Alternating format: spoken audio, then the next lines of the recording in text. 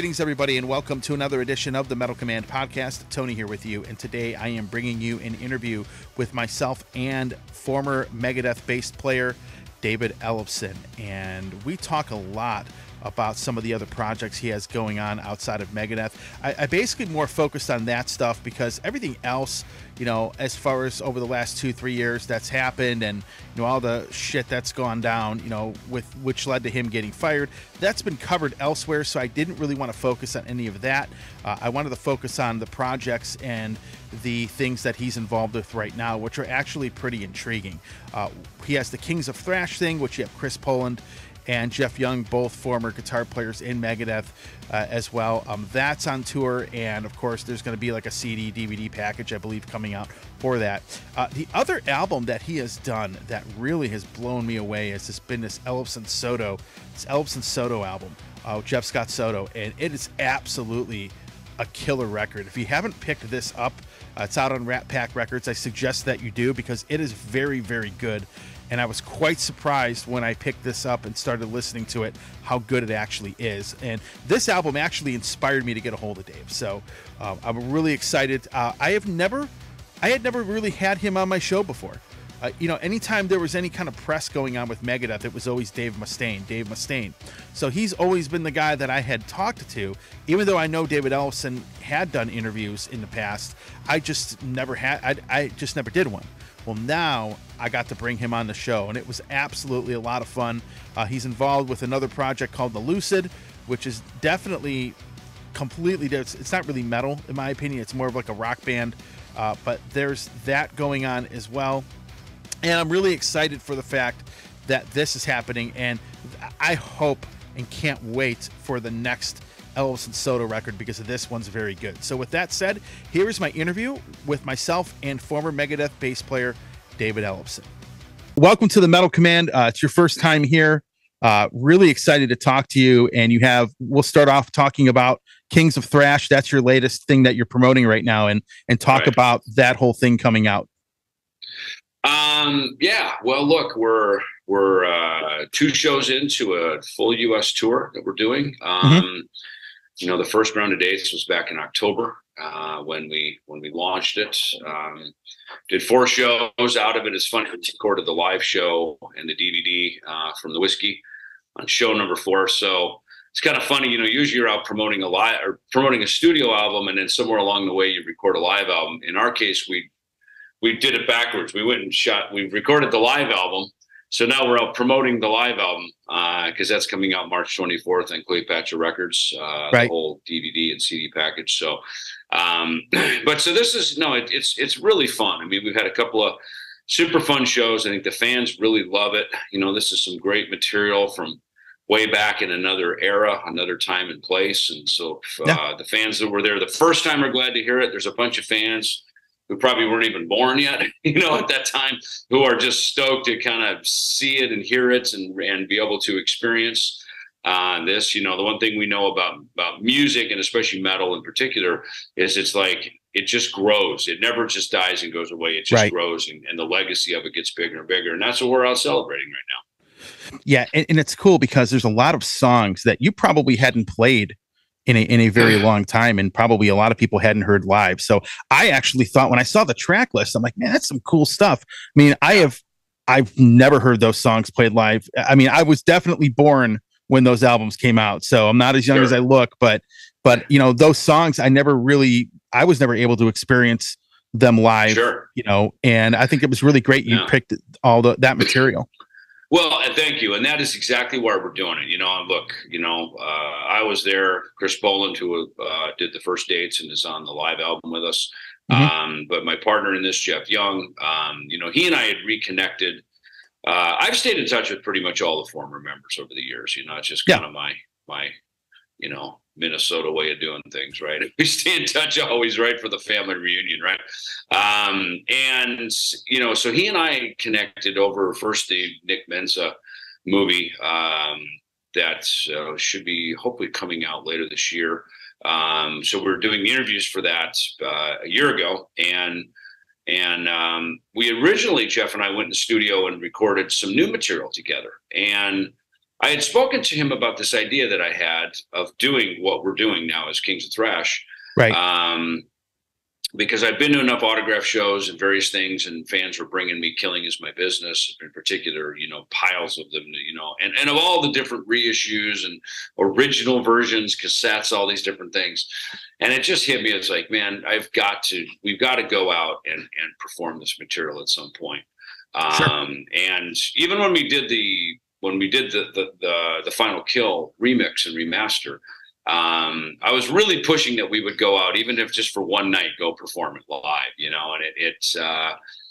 I had ears for it, but it just never became a reality. So I figure, now at this point, this is a fun thing to do.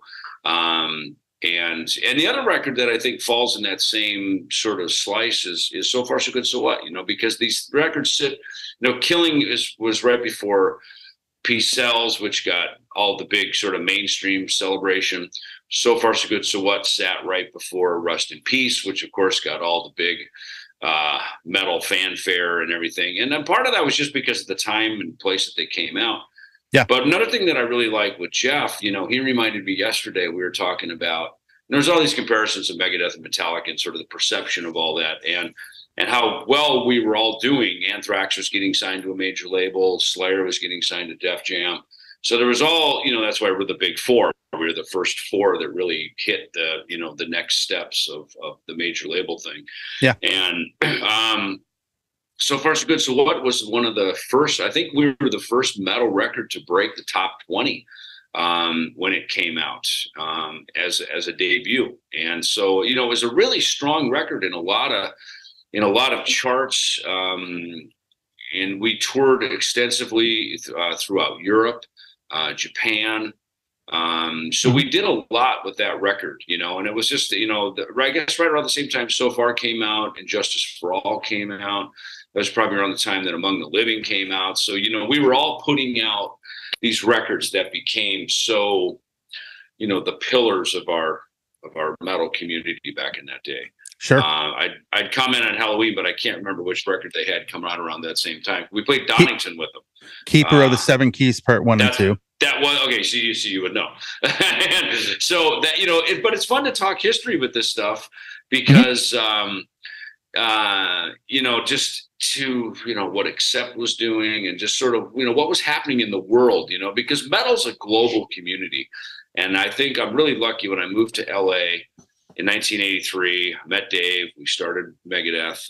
That whole thing, and Lars really helped connect that because he was from Denmark. He understood long before the internet connected us. In an instant, Lars understood how through print and through demo tapes and through this groundswell connection. If you wore a black T-shirt that had a logo on it, we were speaking the same language, right? And sure. It's like we understood the records, we understood the community.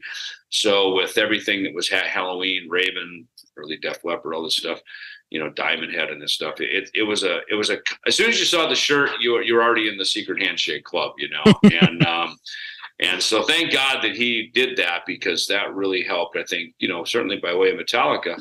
Let's face it, we're all just a branch off the Metallica family tree, right? I mean, that's kind of how this is, right? Or now ultimately the big four, So it's really a cool thing to have been a part of and to continue to be a part of. Absolutely, man. And it's interesting. What I love about the Kings of Thrash thing when I was reading about it is that you have Chris Poland and Jeff Young involved, at the same time, which I think is really, really cool and intriguing, because like in Megadeth, that would never happen. But now you have this, and you have two guys that were in the band playing songs, and they're playing songs together. I think that is always an intriguing thing to me. And, I think a lot of the early albums, especially Killing Is My Business, that material really never received as much, recognition as it should have. And for sure, I love the fact that you're bringing that to light. Well, last night we even did a deep dive as we went back to the Metallica No Life Till Leather demo and played Jump in the Fire, which is a different version on that demo than what ended up on Kill 'Em All. Right. There's some different lyrics. The arrangement is different. And so, we went even back to that, which was really the origin story, right, of where it all began. Even before the debut Metallica and Megadeth records was that No Life Till Leather demo. Mm-hmm. You know, to me, that was my Metallica. That was the first thing that I heard, you know, when Dave played that for me in '83, pre-Kill 'Em All. That was how I got to know Metallica, you know, and I loved it. There was just a real rawness to it. It was on cassette, you know, and everything. So, you know, and I brought my friend Greg Handevidt out last night. You know, he and I grew up together in high school, played bands. We moved to LA together. We met Dave together. We started Megadeth with Dave, you know. It was Greg's idea to call the band Megadeth, you know, and, you know, so just all this deep dive historical stuff, you know, and that's what we're doing with Kings of Thrash, man, is we're really, I'd like to say, we're putting our arms around the entire family history and really telling the whole story, because it's a story that so many people were a part of, you know, and people that are coming out to be part of it. You know, tapping other former Megadeth members that were in the band to have them come out and get up on stage and play a couple of songs with us. You know, that to me, it's this, look, this is 40 years since we started the band, you know, and that's why I had Greg come out. You know, it's 40 years since me, Dave, and Greg put the band together in June of 1983. And so, you know, this is like the family reunion year, you know. Well, I want to move on to some of the other stuff, really cool stuff that you've done, because I'm going to tell you what, an album that I found, that I discovered. And you know what I love and what I hate about today is there's more bands, but there's a lot of great music. But that means my email box gets flooded with like thousands more than it did, say, 20 years ago. But the Ellefson Soto album, I have to ask you about that, because I finally, I looked in my email box and found like 30 emails on it, and I missed them all. And I finally ended up getting this.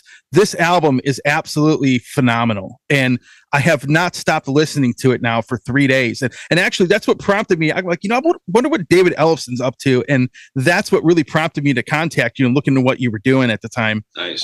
Because this record here is awesome. And we got to talk about this, because it is just a killer kick-ass metal record. And man, all of the songs on it are amazing. And talk about getting that together in that album. Sure. So, you know, I started, the first Ellefson solo record came out, Sleeping Giants, and then we did No Cover. We did a cover of the Post Malone song, Over Now. You know, went through kind of this, you know, and it kind of hovered a little bit in the background, obviously, while I was in Megadeth. And the Dystopia record was big for us, you know, so we were busy with that. But, you know, as big as that was, there was also a lot of downtime that I had to do some other things, you know, which I did. So as we turned the corner into 2021, my guitar player, Andy Martingelli, he's really my partner on the Ellefson stuff from the musical side of it, right? He and I do all the composing. And we were talking about getting, like, who was the best guy to sing this new material that you were just holding in your hand, what became Vacation in the Underworld? And so he right away was like, dude, call Jeff Scott Soto. You know, you love the guy. You guys are friends. You've been talking about working with him. And that was where it started. So we just started sending him stuff. And I offered him, I said, listen, we can just pay you to be the hired singer, or you can come on board as being, you know, one of the Beatles here, you know? So, and fortunately he wanted to be part of it, you know, to be not only just singing what we wrote, but to compose and to really, you know, be in the fabric of the thing, which it was great for me. Right. And that to me is always the better way, I think. And, you know, look, we did it during the pandemic. So, no, we were not ever in a room together. But, you know, we're all pretty good at learning how to do this stuff and write and make records. And so that's how it happened through 2021. We finished it up. I had a discussion with Rat Pack about putting it out. I think they did an incredible job of how they did it with all the different fan packs and the vinyl and all the other stuff. So that, you know, and you know, Jeff had a brief moment where he was available, you know, because we're all in 14 different things at any given time. And before he got busy with Trans-Siberian Orchestra, and he had a little window right after Sons of Apollo, we all went to Italy, and we're essentially, the band is based, Andy Martingelli and our drummer and our guitar player. So we went over there and we banged out 3 shows in Turin, Milan, and Rome. and to just, you know, prop it up and it's like, yeah, let's get on the stage, man. Let's have some fun with this stuff. And I tell you what, the songs worked as good on the stage to an audience who had never heard them, because the album wasn't even out yet. So the audience hadn't heard but maybe one or two of the singles, and it just really translated well, you know, that they just dug it and they're like, this is really, really cool, man. Please do more. Yeah. So actually in early April, I'm going to be back over in Wembley with Andy and our producer Alessio, who ironically has been singing for Dragon Force. We're going to be working on the next Ellefson Soto record. So it's just nice to have that creative little pipeline over there, because, you know, as a person composes, or at least for me, I write things and I sort of, you know, once they kind of turn into something, I go, okay, that's probably good to take over to Jeff Young and Kings of Thrash. Oh, this is good to take over to Andy, and I'll talk to Jeff and Andy about this for an Ellefson sort of thing. You know, maybe this I take over to the Lucid, you know. So I've got these, you know, it's nice that I've got these pipelines where I can take stuff to, and rather than having to just fit it all under one umbrella.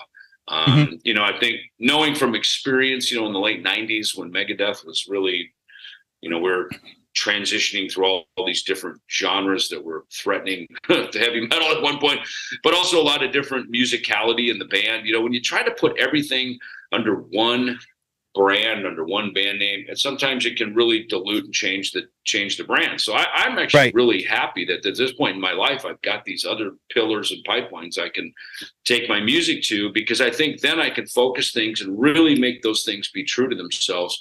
You know, I don't make Jeff sing death metal. You know, I do that with Dieth. You know, I don't, we don't make Vinny from Sponge try to be a power metal guy like Jeff Scott Soto. He's fucking Vinny from Sponge. We let him do what he does, you know? So it's really fun to have this really wide net of all these different artists and musicians that I get to work with and make all these fun records with them.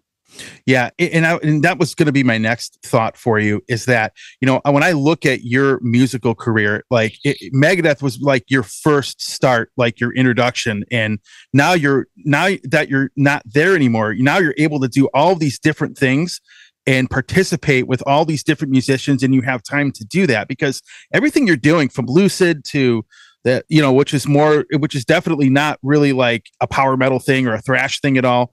No, and you're doing all this different stuff. And to be honest with you, you know, a lot of this creative stuff that you've wanted to do for so long, you're making happen. And that is, again, that's what's intrigued me. You know, I mean, you participate. I mean, I know you participated in Metal Allegiance and stuff like that, which I think was great. But, you know, now that you're branching off and doing all this different stuff, I think that now all the time that you have, you can focus on each individual thing.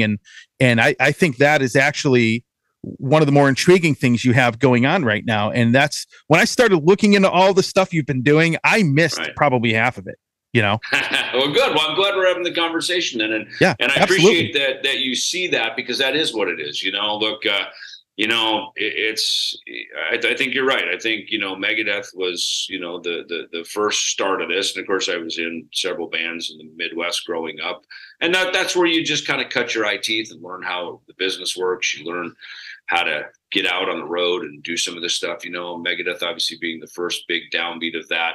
And look, I was very loyal to that. And we, you know, we packed a big punch with that, you know, during those first couple of decades for sure. And, you know, that sort of built the house, you know, that sets the foundation in place. But, you know, having, you know, I'm a people person. You know, I like to be around different people. That's what I love about traveling the world. I enjoy being brought into other people's cultures, and that includes their music. You know, the Dia thing that we're doing, you know, that record's coming out here on Napalm this summer. And, you know, that's one of the things that I do over there. Like, you know, when we shoot the videos, I could easily make the guys come over to Hollywood where all the video directors are. But I think to make a great Dieth record, you don't do it in Hollywood, right? You got to do it over in Gdańsk, Katowice, and, you know, Krakow. I mean, you need the ambiance of that culture, because that's what the music is about. And it's made me appreciate As just a fan growing up, when I'd hear the Scorpions, and you'd hear the German thing, you listen to Maiden and Motorhead, and it's like, God, it's so British. And now I'm getting to really live that, like to just, just go over there and just live it and really be in that culture and become part of it and really, live how they live and be part of it, because that's where the heart of that music comes from. Absolutely, man. And, one of the things too that, that I think of is, your buddy Greg, believe it or not, I do have that Kubla Kai album on, on vinyl. Actually, I don't know why I just thought of that, but it was actually in the radio station library years and years ago, and I didn't know who he was. And then I looked him up one day and found it. But that's a side note. Anyway, so what I think is interesting, you came through the whole thrash metal thing. I mean, you were part of that whole thing coming up, and the Big Four, then Exodus, Testament, and Overkill, all these bands. And it's interesting. So in the 90s, obviously Megadeth stuck around, but then like early 2000s, a lot of these bands started coming back, and then you had a lot of young bands playing thrash again. It was almost like a resurgence. And in some sense, I thought that a lot of the bands like Megadeth had Dystopia, some of the Testament stuff, and the Death Angel, and a lot of these Exodus, and a lot of these bands were really putting out these ripping killer records. In my opinion, I like them better than the old stuff. What do you think prompted that? And, maybe talk about that resurgence for a little bit. That is a really good point. And I've thought the same thing, okay. So like Exodus, Bonded by Blood, certainly, that was their kill 'em all. It was their killing is my business. It was them sort of grabbing the reins of that mountain, because the truth of it is, I mean, look, Metallica moving up to San Francisco to get Cliff Burton in the band. And then the fact that they, that's obviously once they put roots down there, that's when that thing really grew. Right. But their first before anybody was Exodus, like they were really, the kings of that. And as much as, they were kind of in the background to the quick advancement of Metallica, Exodus is, I mean, that's the seed from which it all germinated in a lot of ways, but I think Exodus, Testaments, Testaments made some of their better records in the last decade, I think. Yeah, me too. And I love Souls of Black. I love the early stuff. They're cool. I love listening to them. They're very ambient. Cool sound. But yeah, I think some of the more just vicious and ferocious music from all those bands you just listed, I think they've all come recently. I saw even in the 2000s, look, Lamb of God for sure was one of the big leaders. And look, part of it was because we no more had a Pantera. Lamb of God kind of came in and took the throne, but they always pointed toward Megadeth, in particular, and of course Metallica and the Big Four. They helped sort of revive, I think, again, the 90s were not easy on thrash metal. No. Some that Testament of the bands you just mentioned, they didn't fall off the grid, but they went very underground as a way to survive. Megadeth, Metallica, because of our size, we were able to maintain a little bit better. But by the 2000s, man, it was the younger bands like Lamb of God in particular. Those guys really helped reset thrash metal because music is always driven by the younger generation, right? They're the ones who are always creating the new stuff. And in metal, what we always find is even the shredder generation, right? The shred, which Mark Tremonti would be a good example, as famous as he is, and he was in a big, kind of modern rock band. In his heart, he's a freaking shredder, he's a freak. So Far So Good. So What's his favorite album? You know what I mean? So, but these guys took what we were doing and then advanced it, and so by the time their bands became popular, suddenly shredding's cool, because, this new generation of guitar players loved these techniques that, they took the stuff from what we were doing and then they just advanced it and made it even more complex and jaw-dropping. So, and we need that, man. We need the next generation behind us, man, to keep reinventing this stuff, because otherwise, we're not going to go forever. The train runs out of track and then it's over. So I personally love when new people are coming up the ranks, we got a great band out with us on this Kings of Thrash tour, Hatred, and they're the sons of Steve Souza, the singer of Exodus.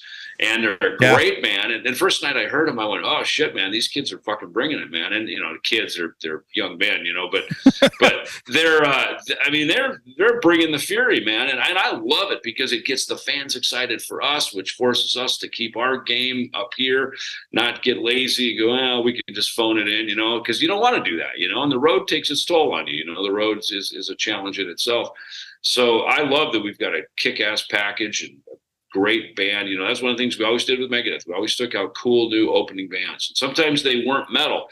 Alice in Chains, Stone Temple Pilots, Korn. Korn was so bizarre that it's just like, this is either going to fall apart tomorrow or it's going to change the world. And it did the latter, and that's why, great new music is usually very polarizing. People either love it or they hate it.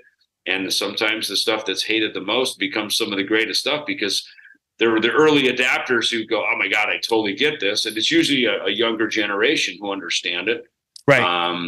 Versus sometimes the old guard. Yeah, we don't get it. We don't understand it. It's not the song of our generation, but we need people to continue to write the song for the next generation. So to keep it all going, Well, I agree. I did a whole podcast on this with a couple people actually talking about a lot of the challenges of the music business itself, like with metal bands, like the financial challenges, especially with transportation, touring, things like that. But then we talked about, who's going to be the next generation? I mean, Iron Maiden, how long are they going to be around? How long is Metallica going to be around? Who's going to be the headliner at Wacken in about 10, 15 years? And a lot of the younger generation bands. And it's funny you mentioned Hatred because I remember listening. I remember when Steve started the band and they had him on there. Then I heard the album. He wasn't singing, but his son was singing on. And I heard it. I'm like, man, Zetra got a little aggressive in this. And I look, and it wasn't him. His kid sounds just like him. Yeah. No, exactly. No, it's totally freaking slamming, man. It's so good, and I love that. I love it. It has a Bay Area origin. You know what I mean? Which to me is perfect for this tour. It goes right back to the to the origin story of where this whole thing began, and it's they're West Coast bands. So it's good stuff, man. And again, a younger generation who are really propping this stuff up, man, and keeping the story alive. Yeah, I've noticed. When I go to a record store, because vinyl's like in again, as you know, and I go to the record store and I see kids, even my own 16-year-old son looking at records. They're buying metal records. I mean, my son will be like, "Hey, did you check out this project someone from this band?" I'm like, "How do you know this stuff?" And I'm the one that gets all the publicity stuff, and this kid's going out and finding that. But you see a lot of younger kids, man. I mean, they're really getting into this kind of music. And I remember the first time I ever saw Exodus live, right? Probably the most craziest show I think I've ever been to, even to this day. I mean, they put on a pretty intense show, and it was pretty cool to see how all the thrash bands really differed, as far as their show went, my favorite Exodus show, and there's two, and I just want to piggyback on what you said is we did one show at the Kabuki Theater. It was during the Killing Is My Business tour, and the Kabuki is now it's funny. It's a movie theater that. Which is where the Murder in the Front Row movie premiered. I think it's like an AMC movie theater across the street from the Fillmore in San Francisco. But we did a show there, and man, Exodus were just on fire. That was when it was Bailoff and Rick Hunolt and everything. Yeah. And then the other show I remember was probably around the same year, in New Year's of '85 into '86. Metallica. It was at the San Francisco Civic Center downtown. It was Metallica, Metal Church, Exodus, and Megadeth got added. I think Anthrax was supposed to be on it, and they couldn't do it, so we jumped on. And so again, four very unique bands in the same genre, so to speak. Yeah. But I tell you what, man, I would, Metallica were great, of course, because they had the experience of being more of an arena headliner band. But I got to say, man, I think Exodus, in a large way, I think at first it was the best show I think I've ever seen of Exodus, and I would say they gave all of us a run for our money. They may have been the best band on the bill that night, man. They were on fire. It was so cool to see. Yeah, that's they're my, believe it or not, they are the reason my show exists. So they're probably my favorite thrash band ever. Hence the name of the show, the Metal Command, named after one of their songs and off of the Bonded by Blood album. And I really love the fact that, this like thrash metal and stuff has really started to, essentially kind of catch on, because there's bands like Havoc and some of these other newer bands that have come out. And you were just touching on Hatred, so it's great to see as somebody that grew up in the early, I got into this stuff in the early 90s when it wasn't cool, at that time. So none of this shit was cool back then. It's like, no, not at all. It was I mean, not only was hair metal not popular, but even thrash metal was like, look, it forced bands into the underground. I mean, look, Slayer just remained Slayer. They kind of went off Clash of the Titans. I mean, to me, that was the pinnacle. And we knew it when we were doing the tour. Mm-hmm. We knew this is as big as it's going to get, which is why inside of Megadeth, we made a concerted effort with our management that this is our chance to really go try to, ring the bell, grab the crown, and move up, right? We had it within us to do it. And we did it. I think on Countdown to Extinction, we nailed it and we hit the mark, Yep. Slayer remained Slayer, which kind of put them down back into theaters and that kind of stuff. Testament was in the clubs, et cetera, et cetera. But yeah, like, the 90s were rough, man. And it's, and the truth of it is there was a new generation of music listeners coming up, and they liked the Seattle sound and, the MTV thing that was, propagating all that. So, it is what it is. But I think it just goes back to the original conversation, which is, metal never dies, man. It may change a little bit, but it's, like I'm looking at the logos just behind you, between Halloween, Iron Maiden, that it's like you see these I mean, people wear our T-shirts just because the logo's cool. They probably never even heard the influencers, right? They probably never even heard any of our records, but they wear the shirt because the shirt's iconic, so, sure. And that's nothing to be ashamed of either. Somebody wants to wear the shirt because they know the shirt represents something bitchin', Speaking of going a different direction, the Lucid, which I think is a very intriguing project that you're a part of, and obviously musically much different than what you've normally done, but it does work really well. And talk about that band. So that's Drew Fortier, who is a lovable, huggable, wonderful man who has just got the funniest, quirkiest, self-deprecating mind that I've ever met, right? And has a complete sense of humor about all of it. You know what I mean? He's just he's like a modern day Rick Nielsen or something. He's great, and he's an incredible writer. I mean, he writes most of the stuff, or it kind of starts with him. Stuff on the EP I was more involved in, but a lot of these things he started them. And Mike Heller, the drummer, is, as a producer, he sort of challenges everybody to raise the bar and keeps everything really super top level. Vinny Dombrowski from Sponge. I mean, I'm so thrilled to work with him because, in the 90s, we were, Megadeth was playing the radio rock game, and Capitol Records was working especially the Cryptic Writings record at radio. Basically, me and Vinny were competitors, trying to get that top 5 #1 spot on active rock radio. So it's so great to be in a band with him because he's super funny. He's really clever. He's so rock and roll, man. I mean, he is when you're in the room with the guy, you realize you're in the room with a real fucking rock star, man. Like, this guy is just so cool. And everybody, I've become friends with Art from Everclear, and, they've toured with Sponge here recently, and like, I mean, the coolest of the coolest look at Vin is like, that guy's one cooler, and his mind of how he works, his lyrics and the things he writes are just so whacked. It reminds me of what I grew up in the 70s, right? Like listening to punk rock, everything from, Blondie and the Ramones and this kind of New York scene, right? Iggy Pop stuff, right? And all that. And he reminds me of, he's kind of like a modern day Iggy Pop, he's this just quirky, cool motherfucker, man. He's just so cool. So do you, out of curiosity, do you have any plans? You know, one of the things that you've done the power metal type thing with Jeff Scott Soto and the Lucid's obviously much different.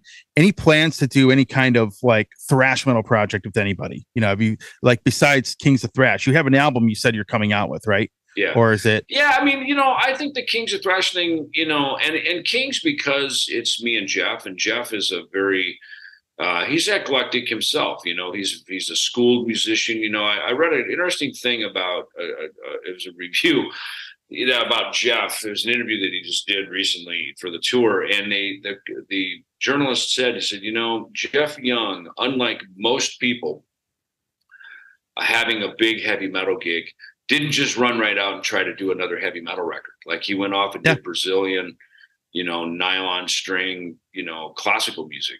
He did very eclectic things that pleased him. He wasn't, and he had success. He said, he goes, hey, let's face it, I'm the only post Megadeth guy who had a #1 record. Like, one of those records he did was like a #1 in that genre. And it was a big hit for him, and so it's fun. I think with both him and Chris Poland, it was, to bring Chris back over to, like, let's go back and remember this stuff and have that feeling again. And same with Jeff, for Jeff to go back in and he's not just relearning his parts, he's learning Dave parts, he's learning Chris Poland parts. He's really, Jeff is such a student of the guitar, man. I mean, he's upstairs in the hotel room right now, pulling apart 3 different guitars and fixing it. He's like Eddie Van Halen, man. He's just ripping his shit apart and tweaking it to make it just one better for tomorrow than it was yesterday. And he's that kind of a guy, and that raises the bar for all of us. It keeps all of us on our game. That's great. Well, I got a couple more questions for you before we depart here. Do you have, like, I know this might be a difficult thing to decide on, but do you have a favorite thrash metal like record that and let's do this. Let's not include Megadeth in that because you played in the band, but outside of Megadeth, do you have a favorite thrash metal album, that you could think of off the top of your head? I have moments on thrash records, like, early Nuclear Assaults, probably the first Overkill album. And, it's funny. Bonded by Blood, as great of a record as it is, I remember Exodus in the Room being better than that record. You know what I mean? It's almost like you couldn't contain Exodus on an album because they were so fucking wild. Yeah. It's just so off the hook, So I remember probably more of the moments of it than, hey, this is the one record I listen to no matter what. Now, look, I got my Maiden records, my Kiss records, so probably the things that were my formative influences, for sure, I have those, that I would listen to top to bottom, Number of the Beast, Seventh Son, these things. As far as thrash, and probably because I was a part of the formation of thrash, I was part of the foundation of it. I wasn't in the moment where I just sat around and listened to everybody else's records, because we were doing our own records, right? There's that moment, I think, that as an artist, you don't want to be so influenced by everything else that's going around. So you kind of put your blinders on and become very singular focused, which is why I have moments when I looked out the window and went, oh yeah, that Nuclear Assault, that's fucking cool, man. Or I'd listen to, maybe something off of, Metal Thrashing Mad or something, or I don't know, I just hear things and Raven, All for One, I go, that's fucking cool, So for me, it's more the moments than it is a whole album. Yeah, what I thought was really cool that you did, was that those Big Four shows back, a few years ago. That was cool. Watching all 4 of those bands playing live, and then you guys all went on stage to basically play. I think it was Am I Evil, right? I think that's what you did. Mm-hmm. That was kind of cool. I always wondered why there were 4 bass players on stage, so, but I thought that was cool.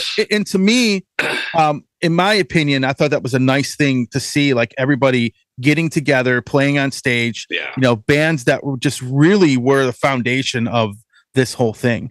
Metallica just really hit the mark. I've said it many times before, but it's so true. You know what I mean? They really, they take the time, they've got the candor, they care, they're aware of everything. They're, again, they've got the historical perspective, because of where they started and all the different things that they've been able to do, the big doors they were able to break down with big tours, major labels, MTV. I mean, look, it all comes from them. They did that for all of us, and once they broke through, then the door was open for all the rest of us to come in, So for them to even offer that down to us as a sort of olive branch of goodwill, to just really prop up the community was really, it was fantastic, man. I mean, just a great moment in history for sure. And I have a lot of props for Metallica, because when they reissued their first 5 albums and the box sets they came out with, literally set the standard for that, because they really put a lot of time and effort into that. And as a fan of this kind of music, in Metallica is not even probably my favorite thrash band, but they really, they knew what fans would look for in these things, and they put that stuff in there, and it didn't disappoint me. Yeah, exactly. In the same way Steve Harris does with Iron Maiden. You know what I mean? He really is in touch. He's on point. He lives it. He breathes it. It's just the nucleus of the whole thing. So no, we're lucky we've got one like that in our community, and it's Metallica. And that's what they've done for our genre. So.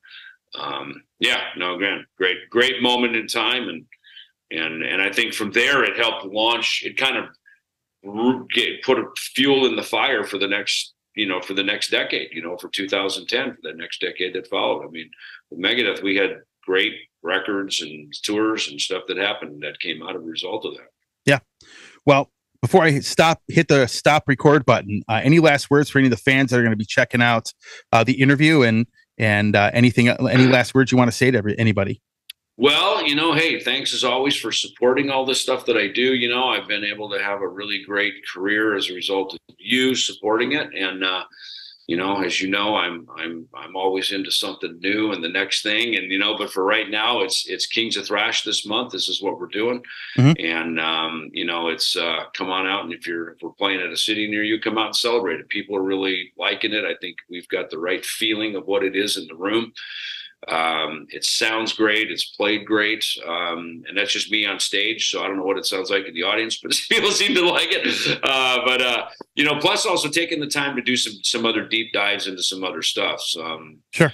Like again, last night playing Jump in the Fire, touching on some other classic new wave of British heavy metal. And we're going to actually be busting out some of our own stuff here too. So there's a lot more to come just in Kings of Thrash world.